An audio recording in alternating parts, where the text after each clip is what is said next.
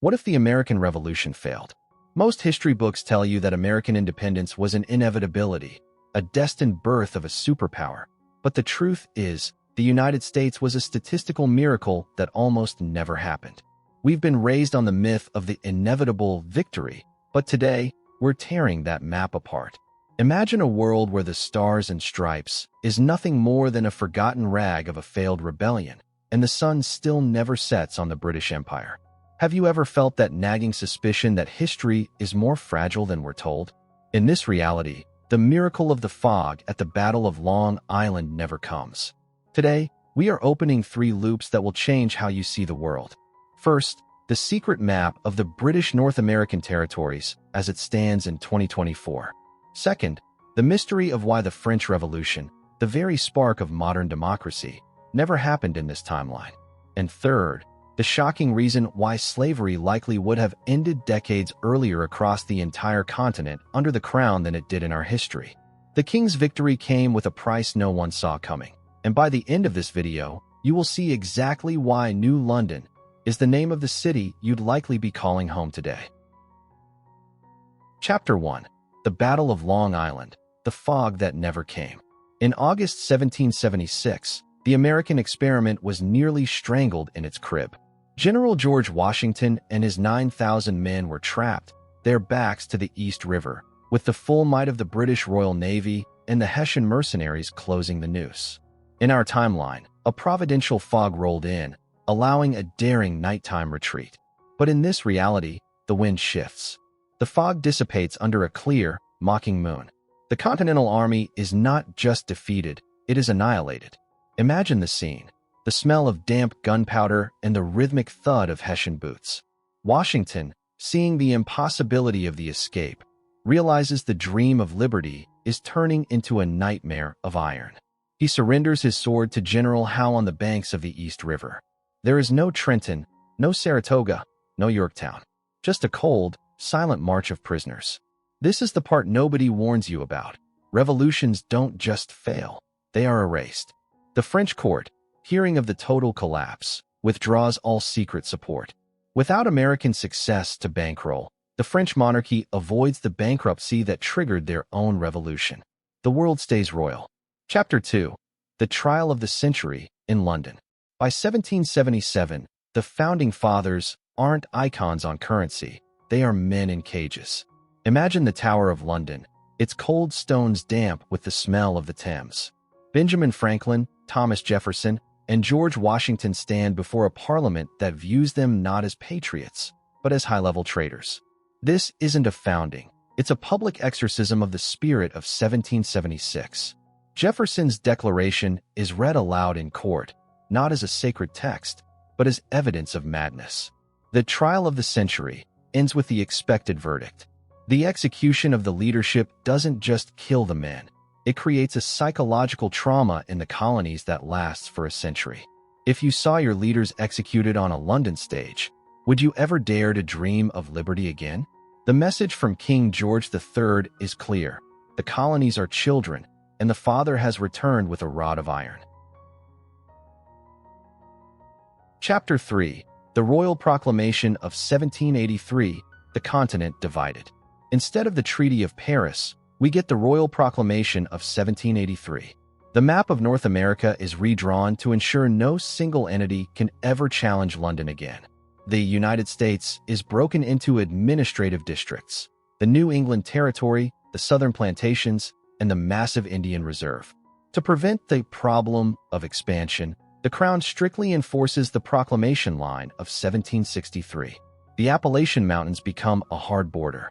There is no manifest destiny.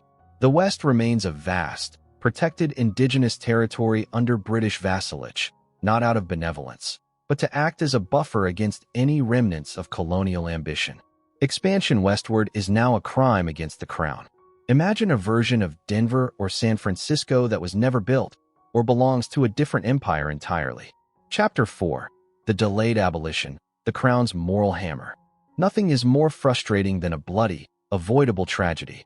In our world, the American Civil War claimed 600,000 lives to end the stain of slavery. But in this timeline, the British Empire, which abolished slavery in 1833, simply enforces the law in the southern plantations. The southern elite, having lost their political power in the failed revolution, have no voice in Parliament. When the Slavery Abolition Act passes in London, the Royal Navy enforces it in Charleston and Savannah. Slavery ends in the Americas 30 years earlier than in our world, and without the catastrophic bloodletting of the 1860s. However, the cost is the total economic dominance of London. The South becomes a collection of state-run agricultural zones, its wealth funneled back to the Thames. The pain of the transition is felt by the poor, but the peculiar institution is dead before Lincoln would have even been born.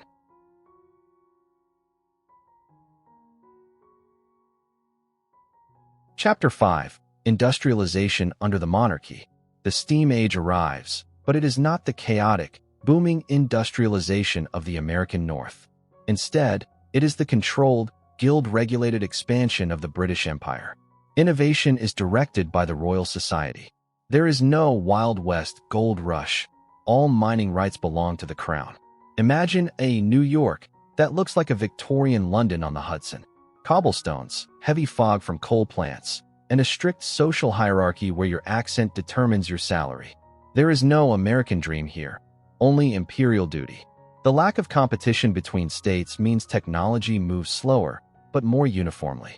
If you've stayed with us this far, you're about to see the darkest turn in this timeline.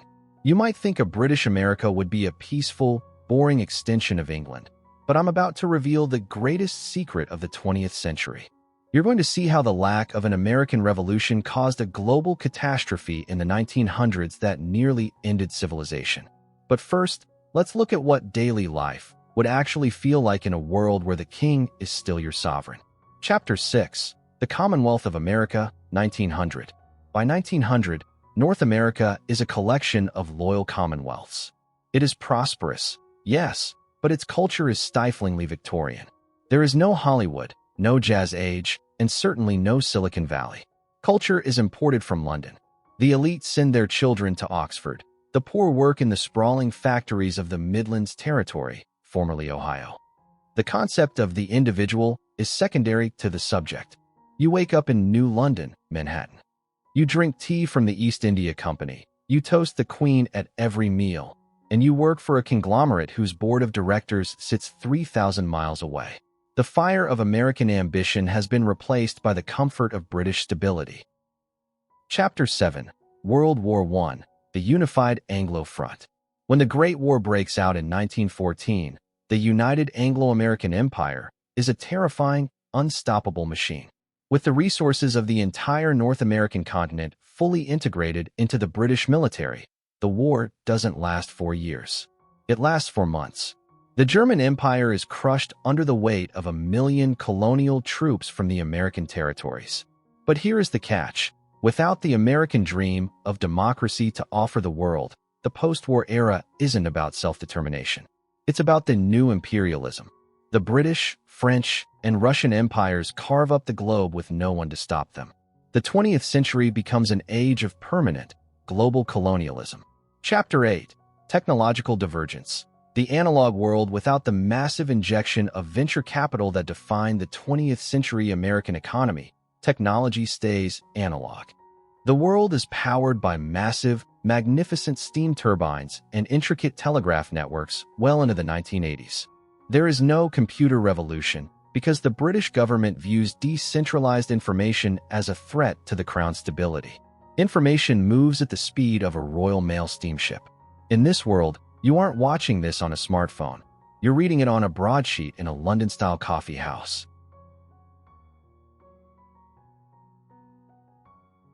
Chapter 9. Daily Life in New London. Daily life is a study in order. There are no suburban sprawls. Cities are built upward and densely, centered around train stations. The American identity is just a regional quirk, like being from Yorkshire or Scotland. People speak with a mid-Atlantic lilt, a mix of New York grit and London polish. But there is a feeling of something missing. A lack of that spark that happens when people believe they can be anything they want. In the British North American territories, you are what you were born to be. The social ladder is made of stone, not wood. Chapter 10. The Modern Map. a world without superpowers. In 2024, the world is a multipolar collection of aging empires. There is no superpower like the United States to act as a global police force. Constant border skirmishes between the British, the Spanish, and the Qing dynasty are the norm. Stability has been bought at the cost of the freedom we take for granted. How would you like this change? Let us know in the comments.